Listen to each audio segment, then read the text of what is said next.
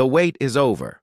The Social Security Administration has officially confirmed that the cost of living adjustment, or COLA, for 2026 will be 2.8%. For the 75 million Americans who rely on these checks, this isn't just a number, it is the difference between keeping up with inflation or falling behind. But before you start celebrating that extra cash, we need to look at the real math behind this increase. You see, while 2.8% sounds straightforward, the way it is applied to your primary insurance amount can be confusing, and today I'm going to show you exactly how to calculate your new check before the official notices even hit your mailbox in December. First, let's look at the average numbers. The typical Social Security retirement benefit is expected to rise from $2.15 to approximately $2.71. That is a monthly boost of about $56. For many, this is the highest increase we've seen in the last couple of years, following the cooling of inflation in 2025.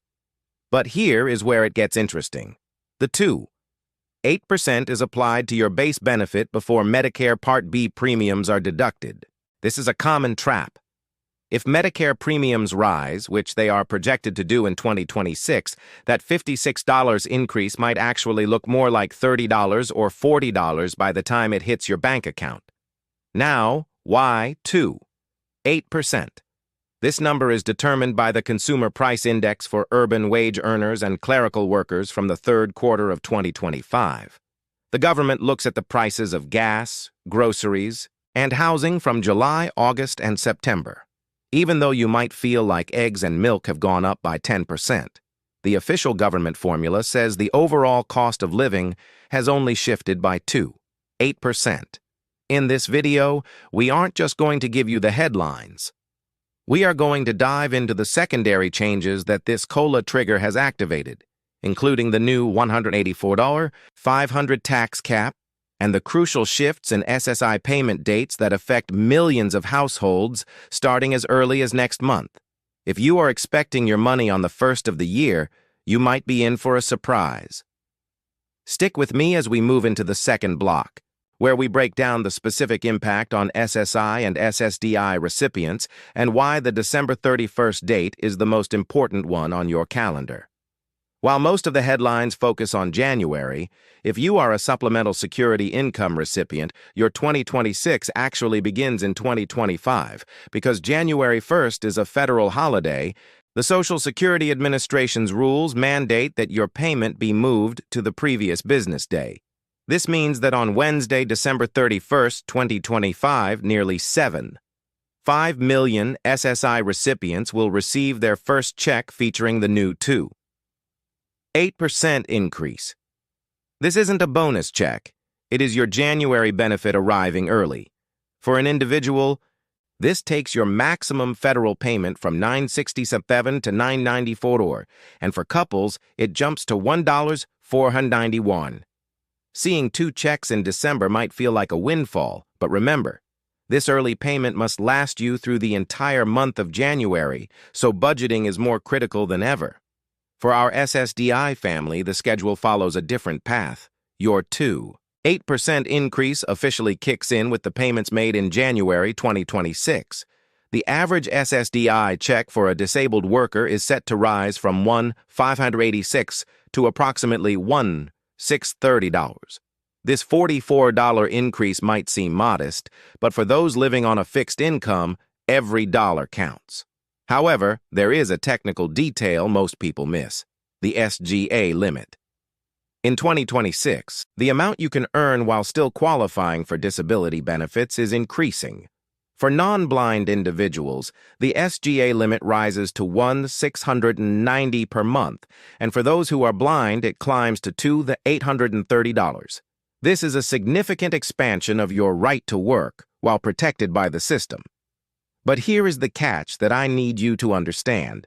The trial work period threshold is also moving. In 2026, any month where you earn more than $210 will count as one of your 9 trial work months. The SSA is becoming much more efficient at tracking these earnings through real-time digital bridges with payroll providers. If you are working even a few hours a week, you must ensure your reported income stays aligned with these new 2026 thresholds. The worst-case scenario is getting a COLA increase in January only to receive an overpayment notice in March because you exceeded the new SGA limits. In the next section, we're going to look at the early retiree trap and the new 24,480 rule that will dictate how much you can actually keep from your part-time job this year.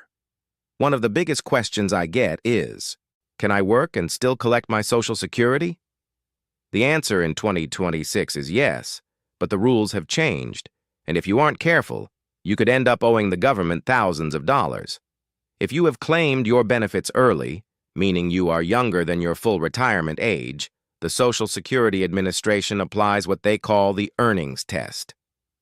For 2026, the annual exempt amount has increased to $24,480. This is a significant jump from last year, and it means you can earn up to $240 every single month without the IRS touching a penny of your Social Security check. But here is where the trap happens.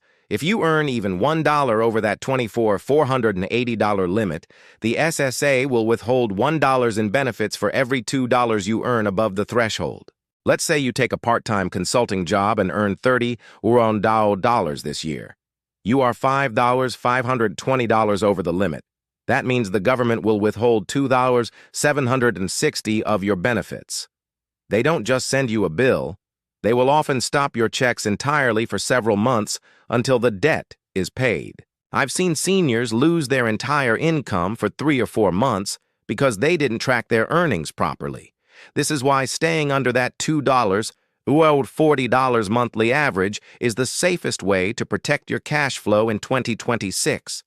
Now, if 2026 is the year you actually reach your full retirement age, the news is much better. The earnings limit for you is far more generous, $65,160. And in this specific year, the penalty is also lower. They only withhold $1 for every $3 you earn over the limit, and they only count the months before your birthday.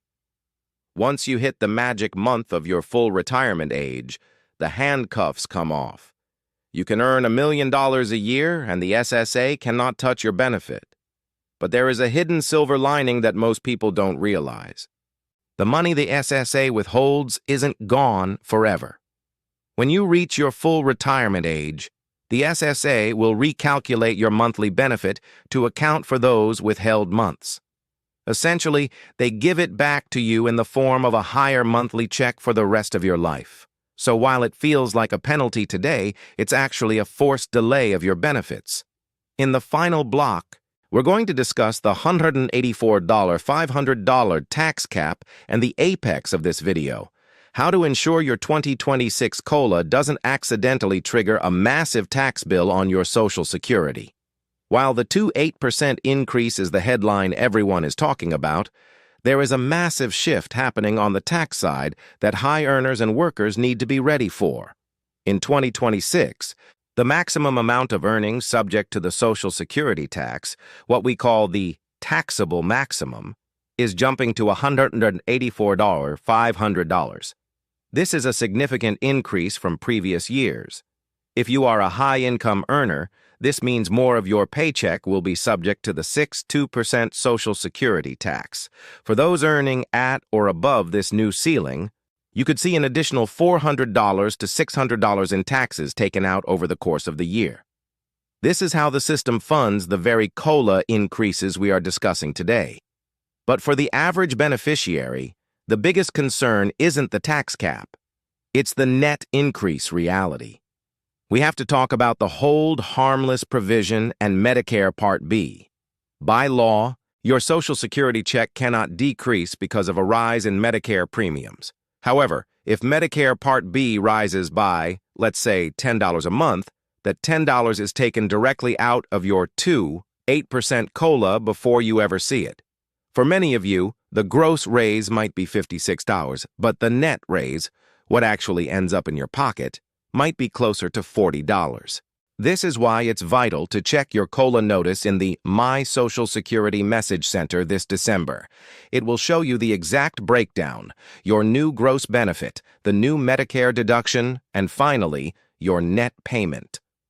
Finally, we must address the Social Security tax thresholds. These thresholds haven't been adjusted for inflation since the 1980s. Because your check is growing by 8% every year, more and more of you are being pushed into the zone where 50% or even 85% of your Social Security becomes taxable. This is the bracket creep that effectively gives the government a rebate on the raise they just gave you.